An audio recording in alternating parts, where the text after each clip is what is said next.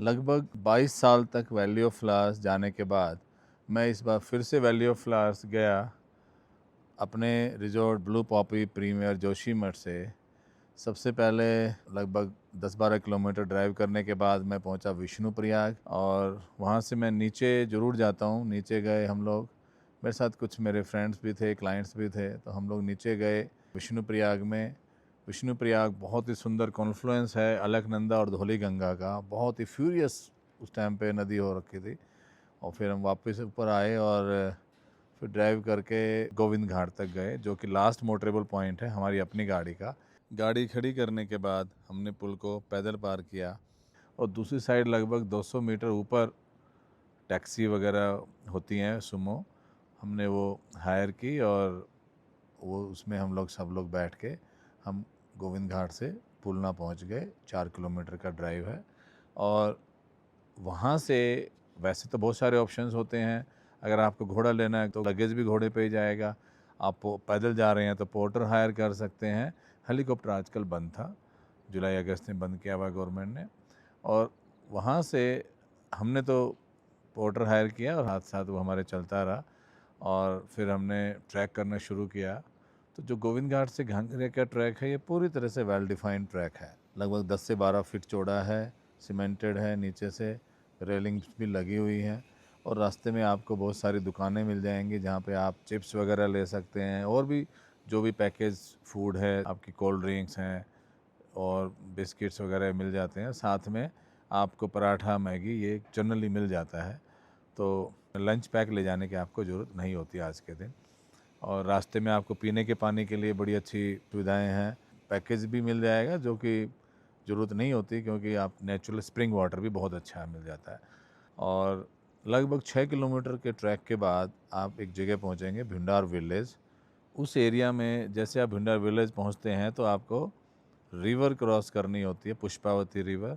हमने वहां क्रॉस करके वहां लंच किया और उसके बाद आखिरी के जो 4 किलोमीटर हैं वो काफ़ी स्टीप होते हैं, तो बहुत डेंस फॉरेस्ट के अंदर से जाते जाते हम लोग शाम तक पहुंच जाते हैं blue Poppy Swiss cottage camps Ghangaria में, और जहाँ पे हमारा ओवरनाइट स्टे रहता है। अगले दिन सुबह हम ब्रेकफास्ट करके थोड़ा लेट निकलते हैं, क्योंकि आज का दिन हमारा रहता है नियर बाय एरियाज़ का।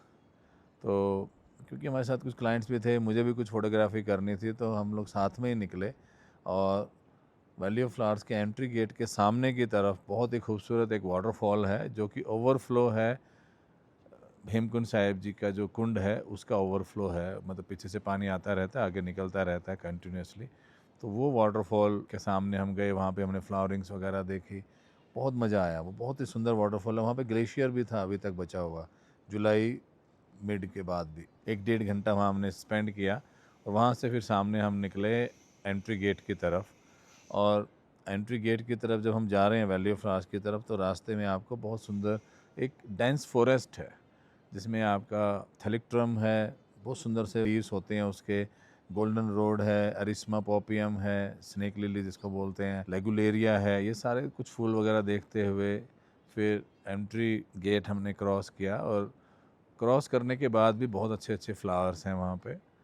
और उसके थोड़ा सा आगे लगभग 100 मीटर आगे जाके हमने एक बड़ी सुंदर से एक शैलो स्ट्रीम क्रॉस की, जो कि मई जून में जमी हुई रहती है। इस टाइम पे वो स्ट्रीम के उसमें आ जाती है। तो वो क्रॉस करके थोड़ा सा ऊपर जाके उधर भी बहुत सारी फ्लावरिंग थी, वो करके हम गए जंगल के बीच। पूरा एक बहुत ही डेंस फॉरेस्ट है और वहाँ पे मशरूम भी मिल जाते हैं पूरा, मतलब नॉट एडिबल बट सुंदर सुंदर मशरूम्स होते हैं उस एरिया में। बहुत सारे फ्लावर्स होते हैं। बेसिकली वो रागा एबी स्पिंड्रो इंग्लिश में बोलते हैं, उसका उसका फॉरेस्ट है। फॉरेस्ट में हमने लगभग आधा पौना घंटा लगाया, बहुत मज़ा आया वहाँ पे। उसके बाद उस फॉरेस्ट को क्रॉस करके ब्लू पॉपी है, प्रिमुला रेडियाई है, ये 2-3 फ्लावर्स और मिले हमें। उसके बाद हम वापस वहाँ से निकल के हम वापस अपने कैंप में आ गए लंच से पहले, और हॉट लंच करके हमने रेस्ट करा और शाम को फिर हम नीचे चले गए रिवर की तरफ। वहाँ भी ग्लेशियर्स और फ्लावर्स होते हैं हमारे कैंप के नीचे भी। तो बेसिकली ये दिन हमारा एक्लिमेटाइजेशन और नियर बाई एरियाज़ का ही हो रखते हैं हम लोग। तो अच्छा रहा, बहुत बढ़िया। नेक्स्ट डे क्योंकि हमें वैली के बहुत डीपर पार्ट्स में जाना था, तो वो जगह बहुत ही सुंदर है, ज़रूर जानी चाहिए। मोस्टली लोग उसको मिस कर देते हैं। तो हम लोग 7 बजे तो एंट्री गेट पे पहुंच ही जाते हैं, क्योंकि 7 बजे ही एंट्री गेट ओपन भी हो जाता है। तो 7 बजे हम लोग वहाँ पहुँच गए, वहाँ से हम निकले। तो जो एरिया ऑलरेडी कवर्ड था, फोटोग्राफ्स हो चुके थे, तो हमारा 5 मिनट भी वहाँ ख़राब नहीं हुआ, हम सीधे चलते चले गए। और एक बार पुष्पावती रिवर क्रॉस करके 2-2.5 किलोमीटर की खड़ी चढ़ाई थी वहाँ पे। मुझे तो खैर मज़ा आता है, खड़ी चढ़ाई बेशक है। और रागा फॉरेस्ट में से होते हुए बाद में ऊपर जाने के बाद आपका जो फॉरेस्ट है वो भोजपत्र का जंगल आ जाता है, और बीच बीच में वैली की ग्लिम्स आने शुरू हो जाते हैं, बर्ड आई व्यू। और जैसे जैसे आप हाइट गेन करते हैं तो 2-2.5 किलोमीटर क्रॉस करके फिर आपको पहला एक स्ट्रीम आता है, जहाँ से आप पीने का पानी भर सकते हैं और पी भी सकते हैं। तो वहाँ पानी पी के आगे निकले, और अनदर 500 मीटर के बाद हम पहुँच जाते हैं actually official starting point of the valley, एक स्ट्रीम क्रॉस करके। और स्ट्रीम भी क्या है, अच्छी खासा पानी होता है उसमें। उसके ऊपर हमने एक टेम्परेरी ब्रिज था, वो क्रॉस करके हम लोग पहुँचे हैं वैली ऑफ फ्लावर्स के अंदर। और अंदर जाके एक बड़ा सा पत्थर है, तो नॉर्मली 95% लोग तो उसके आसपास से ही वापस आ जाते हैं, थक भी जाते हैं। लेकिन हमारा टारगेट तो था कि हम वैली के डीपर पार्ट्स में, बिल्कुल वैली ऑफ फ्लावर्स के पुष्पावती रिवर बेड तक हमें जाना होता है। तो ये टोटल एक्चुअली 8-9 किलोमीटर हो जाता है एंट्री गेट से भी। फिर वहाँ से हम चलते रहे फोटोग्राफी की रास्ते में, और कुछ फ्लावर्स देखे, जैसे कि आपका वज्रदंती है, कैम्पनुला लैटिफोलिया है, जेरेनियम्स हैं, कोडोनॉप्सिस है। और कुछ फूल जा चुके थे, मुझे बड़ा दुख हुआ, लेकिन वैली में हर हफ्ते वैरायटी बदल जाती हैं। जैसे कि लेडी स्लीपर ऑर्किड जा चुका था, एनीमोन टेट्रासेप्ला पूरा वाइट कलर का फ्लावर होता है, वो भी जा चुका था। कुछ फ्लावर्स जा चुके थे, बट बहुत सारे फ्लावर्स हमें मिले भी। गुलथेरिया हमें मिला, हिमालयन स्नोबेरीज, तो बहुत सारे फ्लावर्स हमें मिले भी। तो बहुत सारे स्ट्रीम्स को क्रॉस करके फाइनली हम पुष्पावती रिवर बेड पे पहुंच जाते हैं। वहाँ पे कुछ वीडियोज़ वगैरह बनाते हैं। लंच वगैरह करने के बाद हमें 2 बजे तक रिवर्स हो जाना चाहिए, क्योंकि 5 बजे तक आपको निकलना होता है एंट्री गेट से भी बाहर। तो जो ऑफिशियल्स हैं वो आपको टिक लगाते हैं कितने लोग बाहर हुए। वैली ऑफ फ्लावर्स में ओवरनाइट कैंपिंग या ओवरनाइट स्टे अलाउड नहीं है। तो इस तरीके से हम वापस अपने कैंप में आ गए। नेक्स्ट डे हमें जाना था हेमकुंड साहिब, और हेमकुंड साहिब आपको कभी भी स्किप नहीं करना है इस टूर पे, क्योंकि हेमकुंड साहिब में भी बहुत सारे फ्लावर्स होते हैं जो कि वैली में नहीं होते, because of the altitude difference और टेम्परेचर डिफरेंसेस। तो जैसे कि ब्रह्मकमल है, ब्लू पॉपेज है, बिस्टोर्टा है, ये आपको हेमकुंड साहिब में मिलेंगे। बिस्टोर्टा और ब्लू पॉपी वैली में एक कुछ कम क्वांटिटी में मिल भी जाते हैं। तो सुबह आपको जल्दी निकलना होता है हेमकुंड साहिब जी के लिए, क्योंकि बाद में हेमकुंड साहिब में जो पूरा का पूरा एरिया फॉगी हो जाता है, क्योंकि वो हाइट पे ज़्यादा है। तो उस वजह से आपको टाइम से पहुंचना चाहिए, ताकि आप सारे जो व्यूज़ हैं उनका मज़ा ले सकें।